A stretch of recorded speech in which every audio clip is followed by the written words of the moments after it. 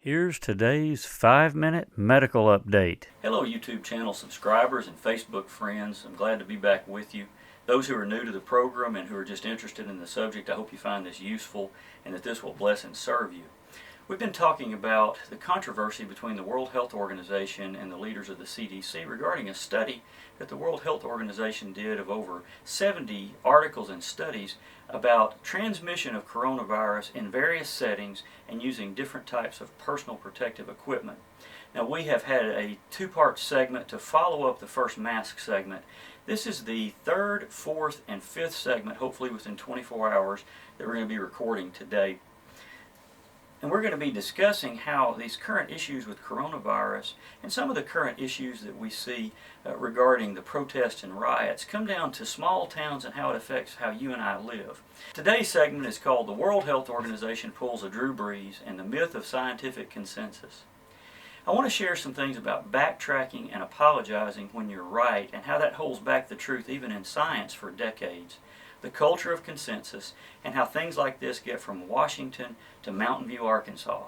Now, I've discussed the June 5th World Health article at length and how asymptomatic transmission has been shown possibly to be not as transmissible as others have. So this unacceptable statement and what's causing such controversy from Dr. Karen Kirkovy regarding the transmission and mask usage is this.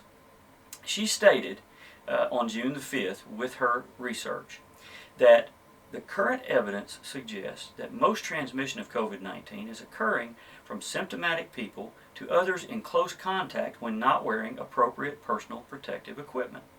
And she stated a number of countries reporting detailed contact tracing results that showing secondary transmission is a very rare circumstance in asymptomatic patients. Now, Dr. Fauci, by June 9th, stated disagreement with the epidemiology director, prompting the World Health Organization to walk back their former statements. No evidence was cited at the time to controvert the data, and the World Health Organization's original research that was reviewed in the article, and that had shown this, that 0% transmission in one study from 9 asymptomatic carriers to 91 contacts, and 6.4% in another study. Now, I promise you there's going to be a flurry of hurriedly published and widely touted studies by the media that asymptomatic carrier state for COVID is the most dangerous condition to ever have confronted humankind. I expect that very quickly.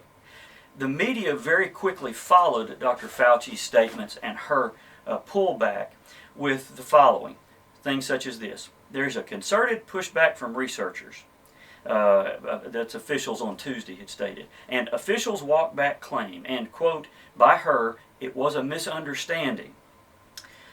Well, once Dr. Fauci called the data into question, the World Health Organization tucked tail and started tweeting apologies and retractions and clarifications. I'm just surprised they didn't get on ESPN and say, hey, that's not me. Note, what I have shared with you and what I have to review and report on from the World Health Organization, and much that they had reviewed regarding as soon as a month ago. Now remember, I was reporting to you on this data that they reviewed later in June, back in April and May. This was not the opinion of one person based on commentary from any director alone about the research. It was the research findings and data itself.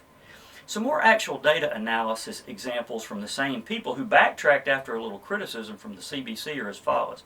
These graphics are inserted in the World Health Organization paper regarding public mask usage, stating there is no reference to cloth masks helping to avoid anyone getting coronavirus 19 from another person, and medical masks were really only truly helpful where social distancing wasn't possible in protecting the more vulnerable, or in an infected person trying to avoid infecting others. Cloth, non-medical masks were only useful for less than 3 feet secretions from infected people. So only medical masks afforded any real protection against getting an infection with SARS-CoV-2 virus, only in the vulnerable.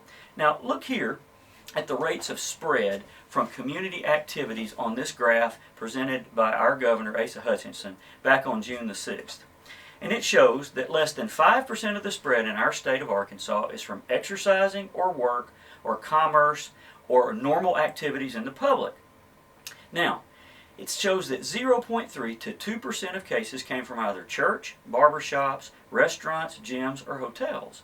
So over 95% of the people were from either social settings or those using the healthcare system or community activities that were in close contact, that were not commerce related. And that's one of the things that Governor Hutchinson has repeatedly shown. These primarily took place in homes or people who were sick and seeking assistance from the healthcare system. This supports what the World Health Organization has stated in data, not consensus, and is much more consistent with outbreaks all across the country that increasingly bring into question the benefits of this lockdown in the first place. How is it with much greater documented outbreaking now, as in Arkansas, for example, at tenfold the number of cases, increasing hospitalizations, increasing deaths, that we aren't locking down even tighter than we did in April? If we don't need to lock down now, we didn't need to lock down then. We've previously discussed this model of personal freedom and responsibility that was demonstrated by Austria and Sweden. But we didn't know that 95% of the cases were coming from non-commerce, non-community, and non-worship interactions and activities. The reasons are consistent with the data. 1, it spread in homes and close quarters. 2, it spread by symptomatic people. 3, masks don't keep you from getting it, they keep you from spreading it unless you're in a very close medical clinical setting. The more we know, the less stringent the data suggests that we need to be. Now, I'll grant you that upper respiratory infections, pneumonias, and colds went way down in Mountain View, Arkansas in April and May because people were staying so far apart. But do we really all want to live in isolation so that we don't ever get sick? Well, yes, if you're over 50, obese, diabetic, have COPD or heart disease, or you're over the age of 80, because if you get sick, you may not live. And we support taking care of you. But that is no way to live for the rest of us. And I'll repeat what a physician colleague has said to me, who disagrees with me about this in some ways. He said, we have got to find a way to live with this virus. So, when faced with data that they didn't like, the critics roundly and in unison stated, when the World Health Organization came out with things that clearly contradicted the scientific establishment without any justification or citing studies, it significantly reduces their credibility. Now, that's not what the World Health Organization did. They cited over 70 studies in their review and did an extensive review of all relevant, well-done studies concerning the precautions and spread from asymptomatic disease. They refused many studies because they couldn't rely on the statistical analysis or the methods of the researchers. The critics go on to state, virtually all scientists and governments have been recommending masks for months. But folks, I myself have reported to you studies that show that cloth masks can be 13 times worse than medical masks and 400 times worse than no covering at all. And the study that I used a month ago to discuss this was actually one reviewed by the World Health Organization in their report. And as you can imagine, there was also an outcry from a consensus of science, sorry for the air quotes, on cable news networks and the news. Now, the pushback may have some merit because you're going to see some studies come out that might contradict this. But the data that the CDC has is no better than the World Health Organization's, and we just don't know. But here's the point of this that will lead into the next segment. I'm sensing a progressive creep of opinion involved in science and medicine that you wouldn't want from me if you were in the ER having a heart attack. You don't want my opinion of what might save your life. You want what's proven. You want what Apollo 13 engineers got, and it wasn't guessing. Almost nothing in this fight against coronavirus or response to the overreach of some is proven. We just don't scientifically know yet. Now, I'm giving it all I got, Captain. Jim, I'm a doctor, not a fortune teller. So what's the point, Doc? The point is, if you're at risk, take care of yourself. Get your family to interact with others for you. You may need to social distance until there's a vaccine. Keep your distance. Be on guard. If you need to go out, wear a medical or an N95 mask. If you're coughing or ill, no matter what your vulnerability, stay home. Keep your distance. Wear a mask if you have to go out, preferably a medical mask. If you aren't vulnerable, wash your hands, cover your sneezes and coughs if you're not ill.